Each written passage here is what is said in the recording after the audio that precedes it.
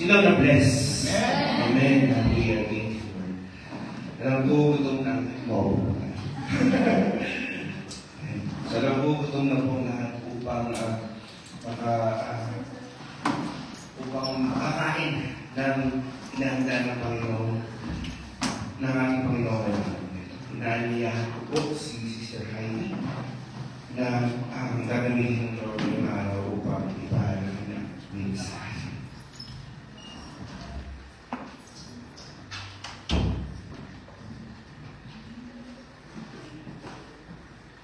Good morning! Good morning! So, wala po yung ating mga pastors today. Tumayo sila sa Laguna. Actually, wala pa rin akong update. I'm very sure that God is doing great doon sa Laguna. For sure, mamaya meron na tayong update. Excited ba tayo? Ako excited ako makarinig ng balita guys sa kanila. I believe that yung pagbubukas ng church namin doon, maluluwalhati ang Panginoon. Simula pa lang, naluwalhati na siya. Amen ba? Amen. And I believe, of course, nandito ang Lord, di ba? Kahit malapit na, marami kong wala dahil nga sumama sa Laguna. Hindi na iba ng paalam. I believe, God will still speak to each and every one of us. Amen? Salita tayo naman. Panginoon, maraming salamat po sa oras na tumulong opportunity again to hear from you. Lord, we believe, Lord God, that you have something to tell us this morning. Kasi po ang mga isa. Lord, help us to open our ears and our hearts, Lord God, to receive from you this morning. Maraming salamat po, Panginoon. Father, I come before you humbly, Lord God. Lord, I empty myself right now, Lord God, para pumalagyan niyo ang galis kayo, Panginoon. Let the words that will come out of my mouth, Lord God, be from you alone, Panginoon. Sa inyong salita lang, Panginoon, ang aking maisablit, Panginoon. Ang salita ng kakalulhati sa iyo, Lord God. Mga salita ang nais niyo ang marinig na maraming salamat po, Panginoon. Nagpapalala ako sa iyo, Panginoon. Wala akong kaya gawin kung wala kayo sa akin. Salamat po, Panginoon. Dahil sa mga Lord, puso, makikinig at tatanggap ng salita ngayon, Panginoon. Kaya po, ang lahat ay hindi matakabuka para tumanggap ng inyong ganasa. Sa name we pray. Amen. Okay, so, parang nakakapag bago ka lang mabago. Sa namin ganyan, dapat pa yung but I believe na excited tayo lahat. Okay, pag-uusapan natin na is very simple, actually, but very important. Alam niyo ang boundaries? Yes. Ang bawat, ang boundary yung Hangganan. hangganan. Yun, kung saan yung limits. Okay. Kanina ko pa inisip, balik ka na sa bahay, nalimutan mong i-google yung Tagalog ng boundaries. yung limits natin, yung pagka sa physical, okay, kunyari sa lote, diba? Naglalagay tayo ng fence. Okay, to identify kung hanggang saan ang ating limits, kung hanggang saan ang property mo, diba? Ilalagay ka ng mga doon. Kasi delikado pagka wala tayo, hindi natin alam kung saan ang boundary natin. Kunyari, ito lupa mo. Hindi, yung katabi mo sa kapitbahay, pero hindi mo alam kung hanggang dito siya, hanggang dito siya. Mag-aaway kayo, di ba? Kaya ngayon, naglalagay ng fences. Meron pa mga, ang tawag nito, yung mahon, di ba yung nagpa-survey tayo. Just to identify kung saan talaga yung atin, no, yung atin. So that is the physical realm, very visible. Nakikita talaga natin kung saan ang hangganan ng mga properties natin. Kasi may fence dyan, yung may papeles, yung na ito ay akin. Hanggang dito, pwede kong galawan. Kasi kung sabi ko nga, kung wala, at nagtatanim ka dito, hindi mo pala pag-aaway o dahil hanggang dyan ka lang, pagka umani, mag-aaway kayo. Sabi mo, nagtanim din ako sa luti ko yan. In the spiritual, meron din tayong boundaries. So, napakahalaga. In the spiritual, hindi natin, ito yung invisible, no? Hindi natin kasi makikita. Hindi kagaya pagka sa mga yan, physical, kita-kita natin kung hanggang saan yung boundaries natin. Boundaries define who we are and who we are not. At saka what we are and what we are not. Kaya napakahalaga na alam natin yung boundaries. Actually, ibang klase, no? Merong physical boundaries. Kaya yung sabi ko kanina, sa mga pag-aaral, sa physical, sa katawan natin, may mga boundaries tayo. Merong emotional boundaries. Meron tinatawag ng mental boundaries. Kung ano lang yung mga kakapasukin mo. At yun na, spiritual boundaries. Okay? So, sabi kasi ng Proverbs 4 verse 23, sabi niya doon, above all else, guard your heart, for it is the wellspring of life. Amen? Okay, so, sabi ko kanina, that our boundaries define us. Okay, they define what is me and what is not me. Kung ano ako, kung sino ako, at kung sino ako hindi. Ano tama ba yung sa Tagalog? Kung sino ako hindi. Okay, so, it shows where I am and someone else begins. Nagagit ang boundary ko. Nandiyan lang ako, iba naman. Iba na yung meron dyan, yung may-ari niya, next dyan. Okay. So, actually, yung title ko is Good In, Bad Out. Okay? So, tayo mga Kristiyano, dapat alam natin kung ano yung papapasukin natin sa ating mga buhay. Good in, bad out. Yun lang. Yun yung basic, no? Kung bad out na lang, palabasin natin. Di ba? Kaya lang tayo, kung tinanggap natin si Christ, iba, hindi tayo ng tawad, nilibis niya tayo sa ating mga kasalanan. Why? For the Christian, good should be inside our boundary, the bad out.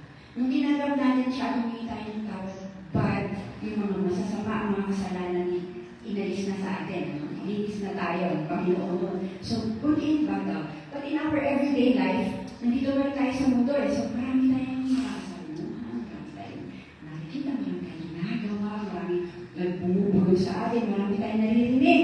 Okay, so dapat alam natin.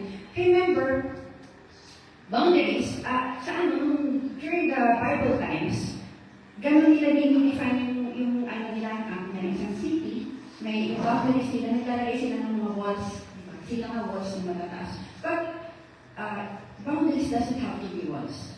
Boundaries are not walls, but walls can be boundaries. Amen? Kasi hindi ibig sabihin na, ay, hanggang dito na, hindi ka pwede pasok, hindi na kita friend. Yan lang, di ba? Agad ng wall, hanggang kami lang dito tagaan live. Wala, hindi pwede kayo kasama. No. Boundaries are not walls. Pero nung panahon na nun, how they define their properties is by putting up walls. Kasi yung mga walls na yun, yung protection. Protection nila sa mga, yung mga nananakop, yung mga nagkaka-cover ng mga land. So, yun ang protection nila. But yung walls, lagi na may ending. Amen. So, pwede may lumabas. That's why sabi ko nga, good in, bad out. Pag may masama, palabisin sa gate. Mga tama, yung mga good, papasukin natin sa gate natin. So, hindi lahat ng, hindi ka lang naka-enclose, at doon ka na lang, gano'n na lang. Hindi kasi marami pa rin na papasok sa atin eh. Marami pa rin siyang ibibigay. So, how do we develop boundaries? Kailangan alam natin, paano maglalagay yung mag-set ng boundaries sa buhay ko? Unang-una is by our words. Okay, that is basic. We can create good protective boundaries by words. Kailangan marunong tayo. And the most basic boundary setting is the word N-O. No. Yun ang basic na word to create boundaries. Na hindi lahat, especially for Christians, kasi kung minsan tayo naaabuso, ay, pwede naman mabalik yan. Sige, pwede. Parang ba pwede lahat? Pag nakiusap sila, pwede. Good in, bad out, diba? So, we have also to learn how to say no. Hindi lahat kasi na pinapakiusap sa atin, pwede. No? Hindi lahat na pwede natin ibigay. Minsan, takot tayo magsabi na no. Why? Bakit? Because of, number one, fear of hurting other person's feeling. Diba kung minsan may makikiusap sa atin, pwede mo hirin yung pwede yung cellphone, pwede mo hirin yung cellphone, pwede mo hirin yung cellphone mo. Hindi, minsan, pinahiram ko na kasi baka ma-hurt siya pagka hindi ko binigay. Diba minsan gano'n? natatakot tayo na makasakit ng damdamin ng iba, kaya hindi tayo makasabi ng no. Kahit na minsan, ayaw mo talaga, pero napapayes ka na lang. Kung minsan doon kasi tayo naaabuso, no? Dahil alam nila, mababait tayo, hindi ganun pa eh, no? Baka hindi pa sure, no? Kaya madali tayong pakiusapan, no?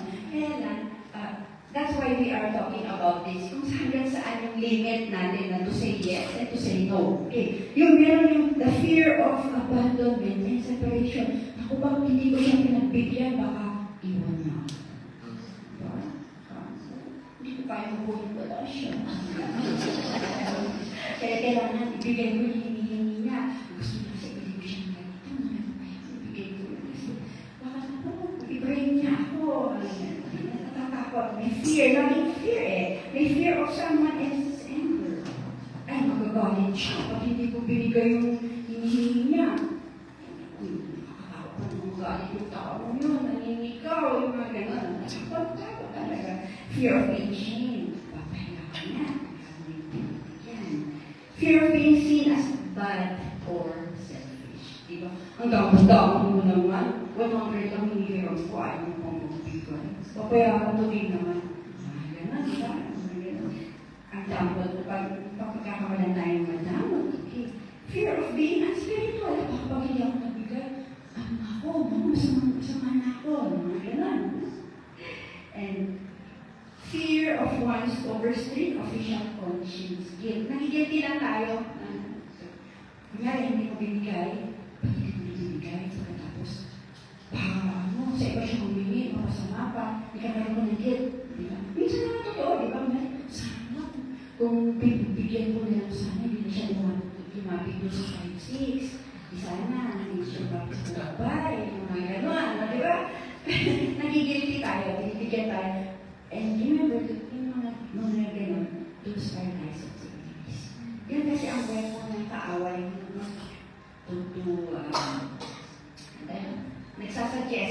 nagsasuggest ng mga bagay-bagay sa utak mo para guilty ka na. Guilt tripping na tawag ito. Narinig ko lang yung guilt trip. Guilt trip ako. Pag-guilt trip, okay. Okay, so first, sabi na natin is the, we can set boundaries through words. Okay, pwede sabihin, hanggang, kunyari sa friendship, no? May mga kaibigan tayo kung minsan nag-over the bakot na. Yung mga nagpas, kaya we have to set the boundary na, since siyang personal na, alam natin kung hanggang saan lang dapat. Kailangan natin sabihin, we need to communicate. Kasi pag hindi mo sasabihin, kunyari, pupunta yung friend mo sa bahay, lahat nakikialam sa kwarto mo, kahit na yung mga personal na, hindi na pwede, di ba? Na-invade yung privacy natin. We have to be open, we have to be courageous na sabihin na, pasensya na, gamit yan ng asawa ko, ayaw na yung gawin niya. Hindi pwede. O kung gusto mong hiramin, kausapin natin siya, magpaalam tayo. Pero kailangan natin i-communicate. Kasi may mga tao na very, should we say, insensitive. May mga gano'n na, okay lang naman yun. Sa kanya okay lang, pero kung minsan, sa atin hindi. So, kailangan sabihin natin. Kasi kung yung okay sa kanya, hindi okay sa atin. Yung okay sa atin, hindi okay sa kanya. So, napakahalaga po ng communication, especially with Christians. And we communicate also with non-Christians, of course. Kailangan alam nila kung ano yung pwede sa atin at hindi pwede. Kasi okay lang naman yan, hindi naman masama yan, sasabihin nila. Pero, but we have to stay on what we stand for. Okay? So, yun yung number 2 natin is truth and the Word of God. Yan yung next, number 2, na how we can set boundaries is by using the Word of God, the truth. Ito yung the best. Actually, ito yung pinaka-strong. Strong na yung no mo. Pero, pag no lang, wala kang backup na Word of God. Ang hirap i-defend mo. Bakit ayaw mo? Kasi sabi sa Bible. Sige na, huwag mo sabihin yung totoo. Ito ang sabihin mo. Sabi sa Bible kasi bawal magsinungaling. So, ito yung gagamitin natin, yung truth, in the Word of God, na to set our boundaries. Parang lahat ng bagay, meron lagi kasi meron laging defense ang kaaway, no? Laging ganyan. Pahiram yan, uy, hindi pwede yan. Tingnan mo si Adam at si Eva, di ba? Yung apple na nga lang, di ba? Sabi ni Lord, huwag ka kainin. Titikman lang naman natin, konti lang naman. Laging merong pananggaling kaaway. Because that is his role in this world. The devil came to steal, to kill, and to destroy. But sabi ni Lord, but I have come to give you life and have it more abundantly. Amen. Amen. Romans 15:4, sabi niya, for whatever things, Romans chapter 15, verse 4, for whatever things were written before were written for everything that was written in the past was written to teach us, so that through the endurance taught in the scriptures and the encouragement they provide, we might have hope. So, ang scripture po, para matuto tayo, no? Binabasa natin because we need to learn. At nandun ang katotohanan. Okay. 1 Corinthians chapter 10, 11. Medyo marami pong verses.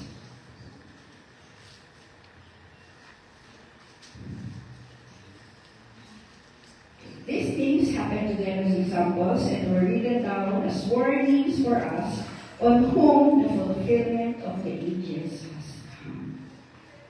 And Colossians 3:17. Bilis ba? And whatever you do, whether in word or deed, do it all in the name of the Lord Jesus, giving thanks to God the Father through Him. So, ano gagawin natin? Diba? That is why we have to be rooted in the Word of God. Kasi lahat ng gagawin na, whatever you do, whether we work or we do it all in the name of the Lord Jesus Christ, giving thanks to God the Father through Him. And ano yung gagawin natin na magbibigay ng Lord to God? Lahat nakasulat dito. Amen. Pag hindi nakasulat dito, mag-isip-isip tayo. Amen. That's why, maging maingat na po tayo. Ang daming katuruan sa mundo ngayon. And it is written here na in the last days, magkakaroon ng mga false prophets, false teachers, marami napakarami. Kaya napakahalaga na alam natin ang salita ng Panginoon. Amen. Okay, so, sa pagpipili ng mga kaibigan, mga kasama natin, we have to be choosy. Sabi niyo, choosy ka naman. Hindi ka, pero totoo, hindi pwedeng lahat ng tao ay papapasukin mo. Amen. Sa gate. Amen. Hindi pwedeng lahat ng tao ay papapasukin namin sa gate natin. Amen. Okay. 1 John 4:1.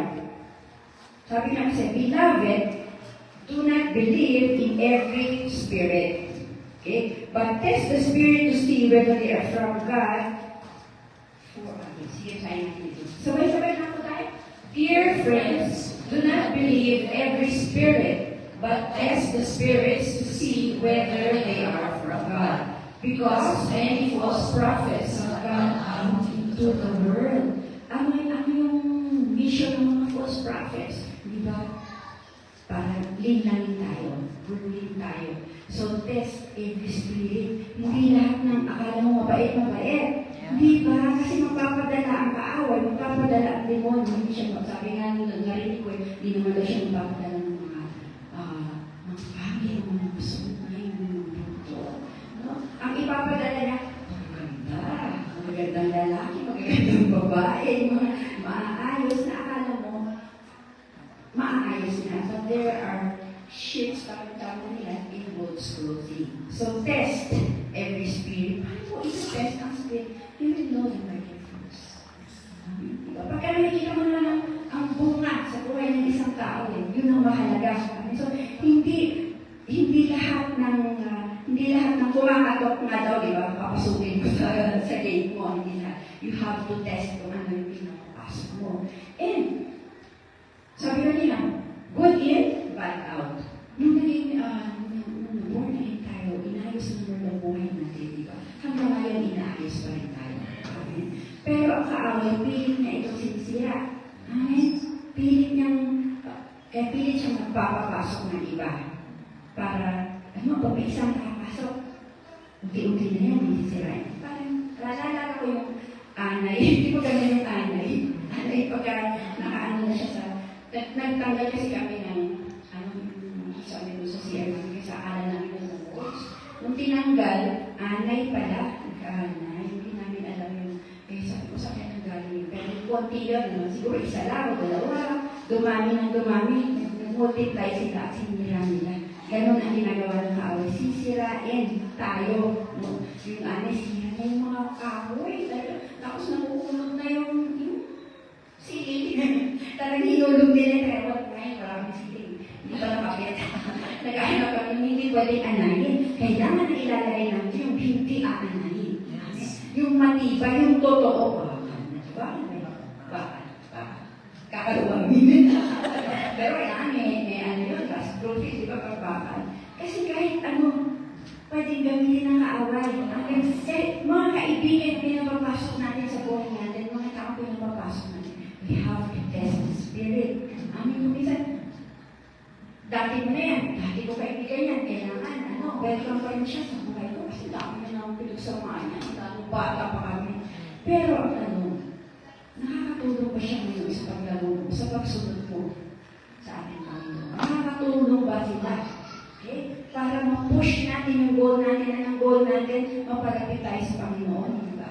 Dahil inaayos niya na tayo from glory to glory, pero ang gagawin ng kaaway, magpapadala. Okay? Para hindi matuloy. Para ma-stop yung pag-aayos sa atin. Gagamitin niya yung mga dati natin kaibigan, kumisan na pamilya. Mas mahirap ngayon the closest in our hearts, yung gagawin ng kaaway to deceive us. Kasi mas madali tayo mag-deceive ng mga malapit sa atin. Kasi, matagal mo lang kasama yan eh. Okay naman kami. Pero sa pwede na lang. Ngayon nakabangon ka na, hayaan mo ba, naapakan ka ulit, maganda ka ulit. Kailangan ko po siyang papasukin kasi siya din. Maganda po. Maganda yung motibo naman na yan. Parang hindi lang ikaw yung say, you share the gospel. Okay, share the gospel to all friends, yes. But to go with them, kasama ka ulit para gawin yung mga dating gawa, mga dating ginagawa ninyo. Just out of the first one. Okay, so, good game? Bad.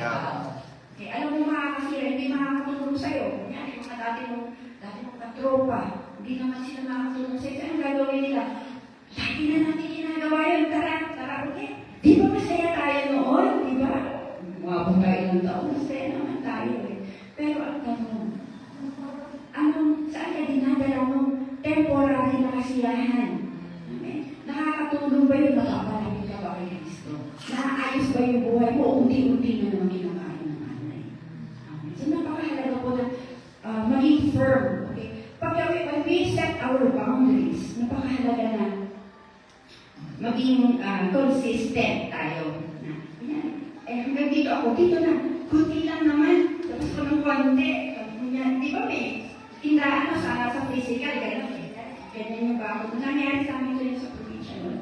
Sa Kilasi. Yung bahay nila.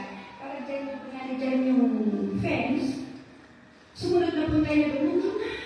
Lumilipat. Aangkin ng iba. Ang medyo naman sa atin. Kuminsan, pati naman. Ngayon lang naman, labas tayo. Punta ulit tayo doon. Sayo-sayo tayo doon. Enjoy tayo. Labas ka ng konti. Mamaya, lumilipat, nawawala na sila. At nagtatagumpay ang kaaway kapag pinayaan mo siya. So, it is our will. Kasi mabinigyan tayo ng Lord na free will. Siniset niya lahat, inahain niya lahat. Ito dapat, ito hindi, ito hindi.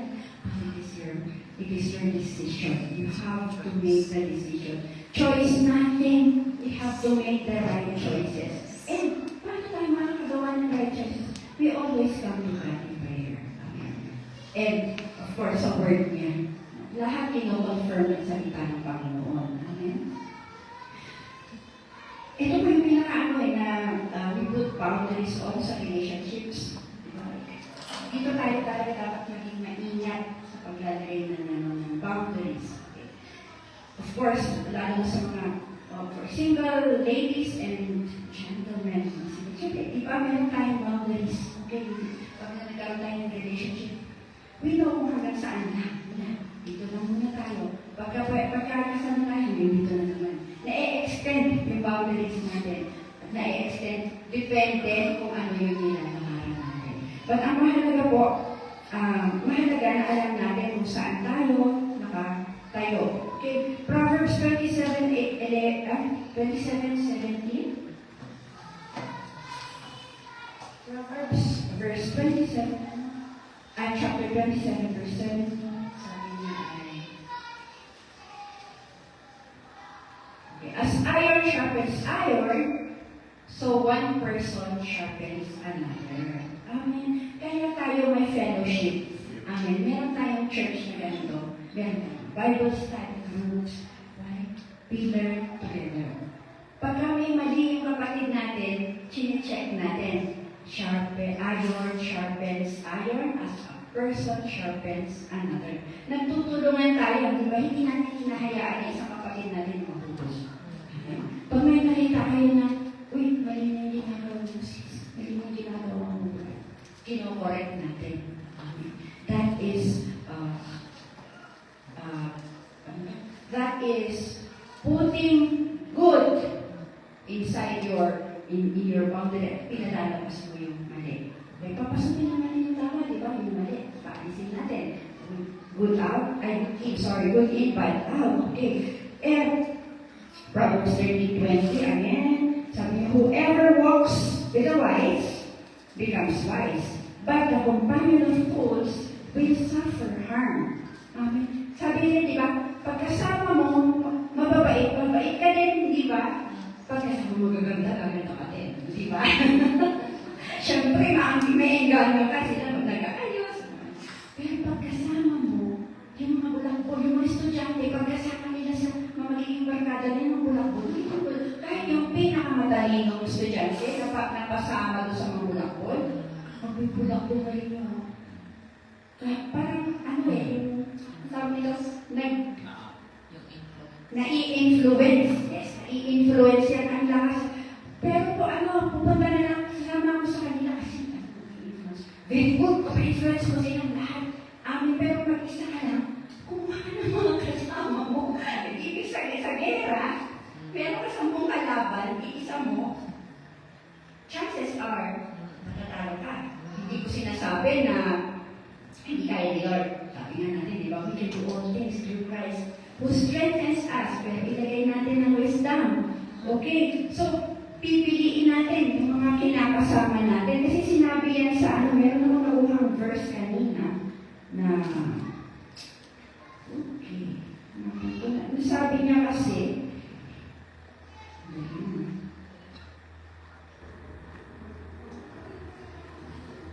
hindi ko yata naisulat. Pero Proverbs 22 verse 24. Make no friendship with a man. Ako na niya. 22. Do not make friends with a hot-tempered person. Do not associate with one easily angered. Nandun pala yung sa Bible o nandun na hindi ko sinabi. Huwag kayo makipagkaibigan sa mga may hingitan ng puso. Magdadamay kayo. Yung next na dyan. Next. Do not be friends with a hot-tempered person. Do not associate once from a friend can be trusted, but an enemy multiplies kisses. Yung sinasabi ko kanina, ang kaibigan, pag mali ka, iko-correct ka.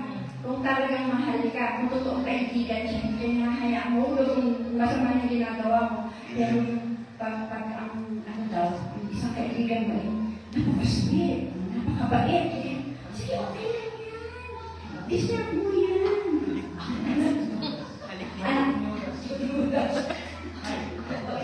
Enemy multiplies cases. Di ba ganun yung walang pakialam sa'yo yung hindi. Kunyari ng mabait siya. Kunyari ng yun. Kasi ang totoong kaibigan, hindi ka nahahayaan mo dapa. Hindi ka nahahayaan mo hulog. Hindi ka nahahayaan mo impyerno. Kahit masakit, kahit gaano masakit, sasabihin niya sa'yo ng kaniyang ginagawa mo ibigin mo. Di ba? Mas gusto ko yung ganun kaibigan. Pag kunyari ako nagkamali, ginawa masama. At May dalawa akong kaibigan. Isa sasabihin sa akin na ginawa ko kahit na masakit. Mas ma-appreciate ko yun kaysa yung isa sasabihin na okay lang yan. Isang beses lang. Or okay lang yan, hindi masama yun. Alam niya lang masama, pero sabihin niya, maliit na bagay. Mas ma-appreciate ko yung magsasabi sa akin na mali ang ginawa ko. Kasi yun ang totoo kaibigan. Masaktan naman, masugatan naman, pero pag umaling yan, matibay ka. Amen. Kesa yung hinalik-halikan ka lang, in-entice ka lang, ibinola-bola ka lang, good ka ngayon, masaya ka ngayon. Pero in the long run, maghihina ka at ikaw babagsak. So, maingat tayo sa ating mga kaibigan. Amen. Pipiliin natin yung mga ating mga kaibigan.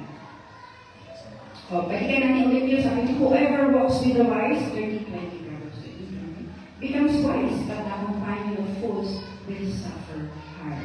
Okay, sabi ko nga kanina, kung sino yung sinasamahan natin, nagiging yung takot kawanis, nagiging kawanis natin. Di ba, yung magkakaibigan, basta mag-asawa, laging magkasama, nagiging magkamukha. Hindi magkamukha na si DJ at saka si Val. Ganun ba yan, nagiging magkamukha. Nagiging magkaugali. Nagiging pareho yung mga likes and dislikes. Favorite noon ayaw mo kumain ng ganito, pero tumagal, kasi tayo favorite ng asawa ko. Mga tipong gano'n, di ba?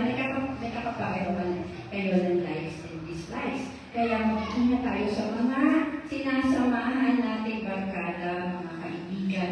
Kasi pati yung mga pag-iisip nila, pinapasa sa atin. Amen. Ayaw natin yun. Dapat ang pag-iisip natin base sa salita ng Diyos. At yun na tayo mag-i-impart sa kanila. Maganda yun, tayo yung maging good influence at hindi tayo mag-i-influence ng masama. Amen.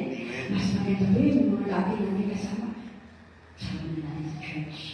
Amen. Pag niyaya kayo na dahil ay, meron kami daw kayo sa church, sama ka. Diba mas maganda yun? Pareho kayo mapapabuti. Amen? Amen. Thank you, Lord. Maaari tayong mga kapulinan. Kaya po kayo. Ang dami kong nilagtawan. Okay. Sabi niya. John 1:5. Alam natin lahat ito.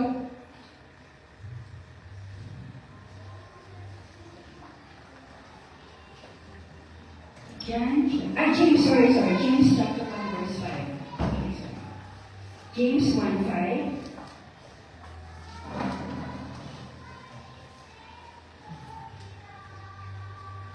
James chapter 1 verse 5. If any of you lack wisdom, if any of you lacks wisdom, you should ask God, who gives generously to all without finding fault, and it will be given to you. Amen. Yung sabi natin, pagsunod, pag-alam ng truth, dito sa salita ng Diyos, hindi ko po kasi alam, hindi ko maintindihan, humingi tayo ng karunungan sa Panginoon. Amen. If any of you lacks wisdom, hindi na po kasi ako umintindi. Humingi ka ng pag-intindi sa Panginoon because He's very generous, hindi ka niya pagtatamutan. Amen. Ang hirap ko kasi intindi ng Bible, kahit Tagalog na binabasa ko, kahit Ilocano, ang hirap intindi. Pray to God. Ask for wisdom and He will give you wisdom generously.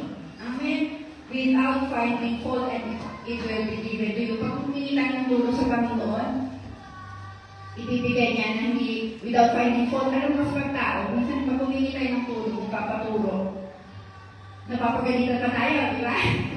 Ang dali-dalilan yan, no? Hindi mo pa maintindihan. Hindi mo naman tulong, magagalitin ka pa. No? Pero ang Lord, pag humingi ka, pag nagpaturo ka, tuturuan ka niya. Amen. Yung buong puso. Diba? Without finding fault, hindi ka nahanapan.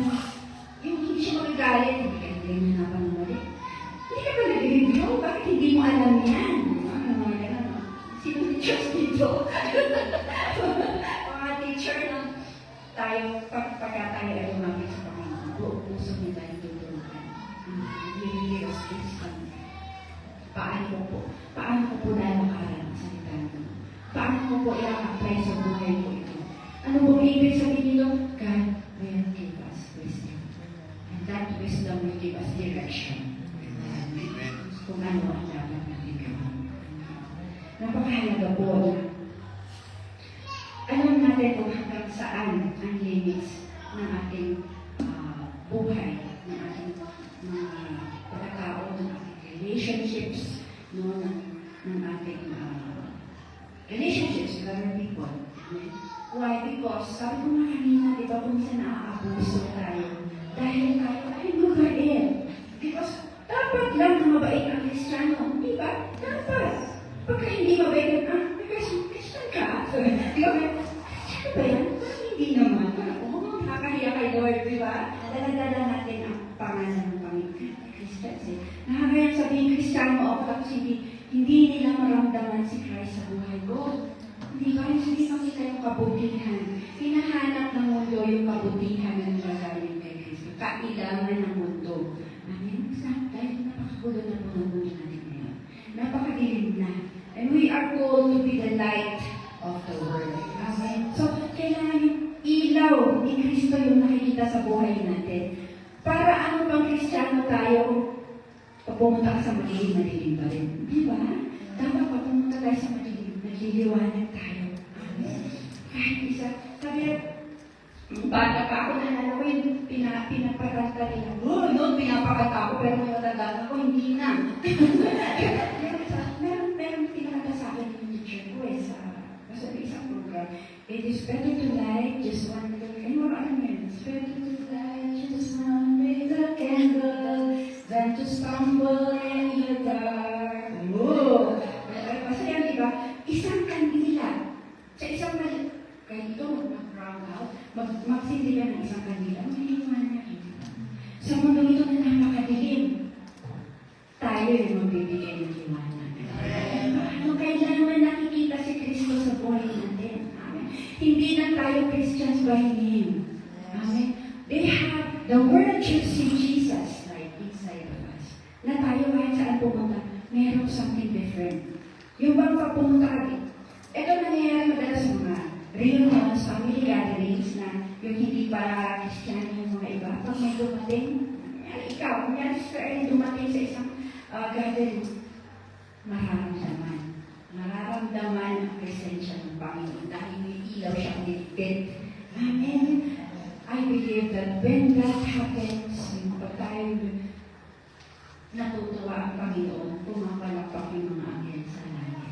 Amen. Ito gusto natin.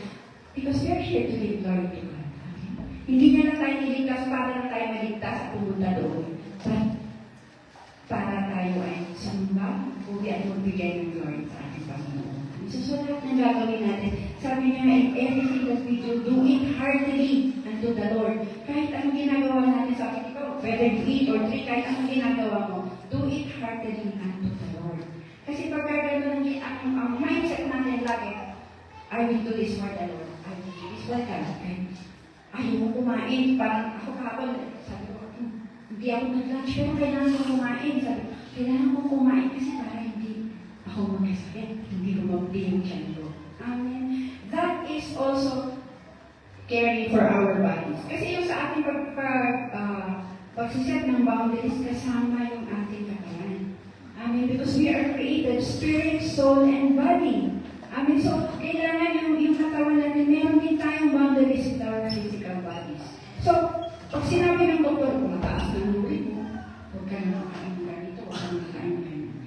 Set your boundary. Ito lang yung pwede ko kainin. Hindi lang pinagdadabutan ba gano'n, no? But, sabi na kanina, we are given the wisdom. And the choice, di ba? May choice tayo, but we are given wisdom to choose what is right. Amen. Pagka,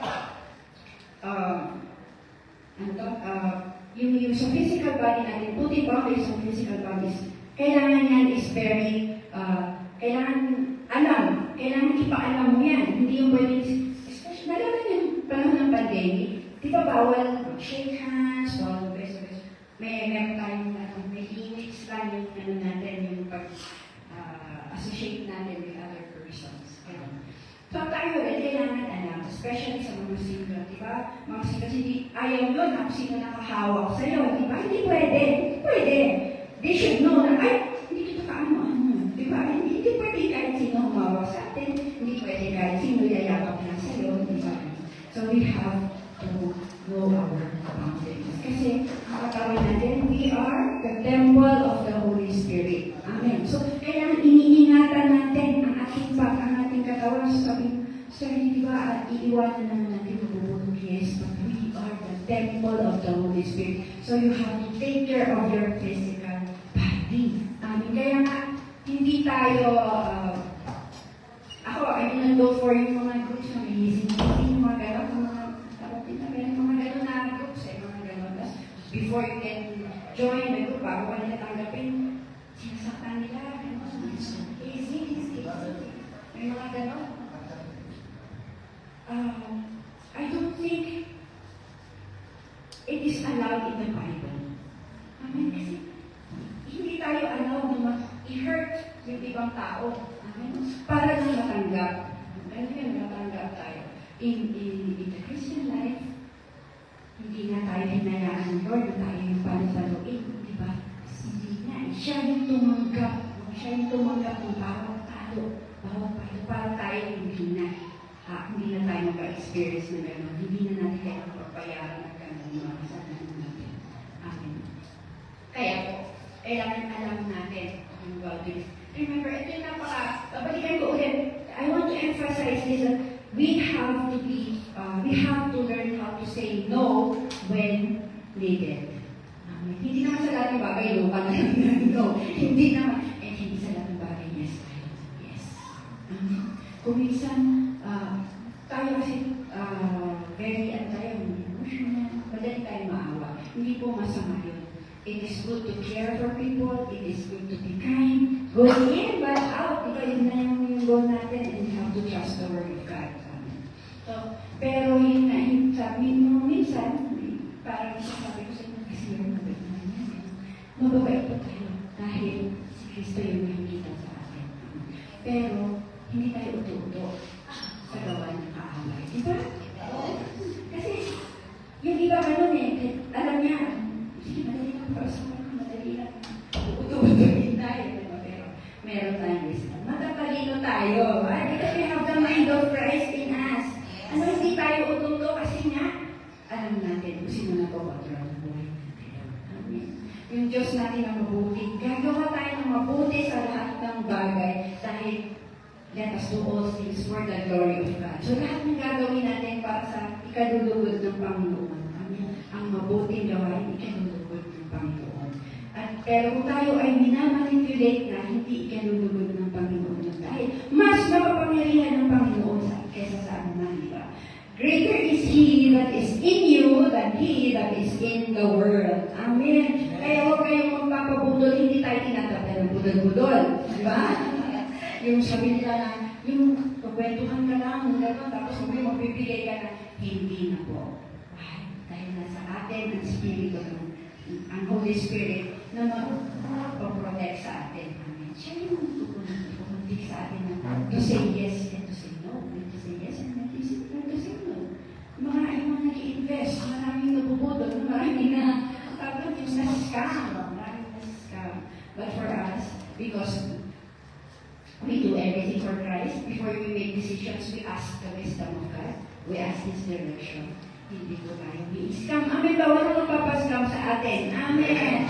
Amen. Dahil ang Diyos natin ay ang makapangyarihang Diyos. Amen. Na siya ang may hawak ng langit at lupa. Kailangan lang maging open po tayo. Open tayo for directions ng Panginoon. Huwag natin kakalimutan kung yung instruction sa salita ng Panginoon. He will give us wisdom. Amen. So that we can make the right choices. Amen. Sabi ko sa pero kung ba tayo natutunan? So, napakasimple po itong mensahe ito. Pero napakahalaga. Napakahalaga na alam natin kung saan yung limits na pwede natin i-allow. Ang bawat bagay, bawat tao, lahat. Maging ang oras natin, kailangan meron din boundaries. Amen. all work daw, sabi niya, all work and no play, sabi nila sa mundo, no? We work, of course, pero hindi tayo nag-overwork na wala na tayo mag-phone sa ating Panginoon. We always, actually, unang-una, pag-isipan lang natin ng oras natin para sa Panginoon. Lahat ng bagay ginagawa natin para sa Panginoon. Even our finances, dapat may boundaries. Hindi yung, sabi nga doon na ants, kaya natin yung mga langgam, wala silang, Wala silang leader. Wala silang, ano tawag ito? Oh, ganun. Pero, marunong silang mag-save for the rainy days. Wala silang bank account ng video, ng BPI, gano'n. Pero pag tag-ulan, hindi sila marunong. Because they know how to set their limits. Kung ano lang yung dapat kainin nila. You set your limits with your finances. Kasama mo yun.